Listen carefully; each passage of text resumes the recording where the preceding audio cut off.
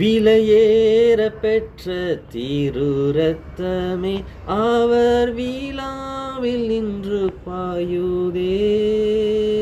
விலையேற பெற்றோனாய் உன்னை மாற்ற விலையாக ஈந்தனரே. ஆஹா, விலையேற பெற்றோனாய் உன்னை மாற்ற விலையாக ஈந்தனரே. பொன்வெள்ளியோ மண்ணின் வாழ்வோ இவ்வன்புக்கிணையாகுமோ? அன்னையினும் அன்பு வைத்தே தம் ஜீவனை ஈந்தாரே.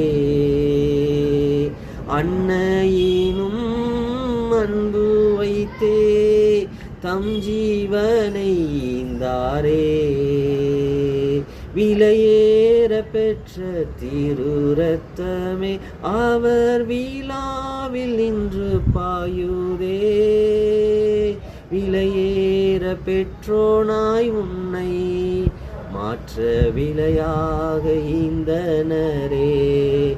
ஆஹா, விலையேற பெற்றோனாய் உன்னை மாற்ற விலையாக ஈந்தனரே. யோவான் எழுதின சுவிசேஷகம் 15வது அதிகாரம் 13வது வசனத்திலே, ஒருவன் தன் சிநேகிதருக்காக தன் ஜீவனையே கொடுக்கிற அன்பிலும் அதிகமான அன்பு ஒருவனிடத்திலும் இல்லை என்று சொல்லி நம்ம இங்கே வாசிக்கிறோம். எந்த ஒரு நண்பனும் தன்னுடைய நண்பனுக்காக தன்னுடைய உயிரையே அவன் கொடுக்க மாட்டான். நமக்கு கஷ்டங்கள் துன்பங்கள் வருகிற பொழுது நம்மோடு கூட பழகினவர்கள் நண்பர்கள் யாருமே நம்ம கூட இருக்க மாட்டார்கள்.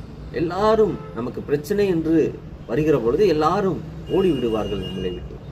ஆனால் ஆண்டவராகிய இயேசு கிறிஸ்து நாம் பாவிகளாய் இருக்கையில் நமக்காக அவர் தம்முடைய ஜீவனையே அவர் கொடுத்திருக்கிறார். இதனால தான் அவருடைய அன்பை நாம் புரிந்து கொள்ள முடிகிறது.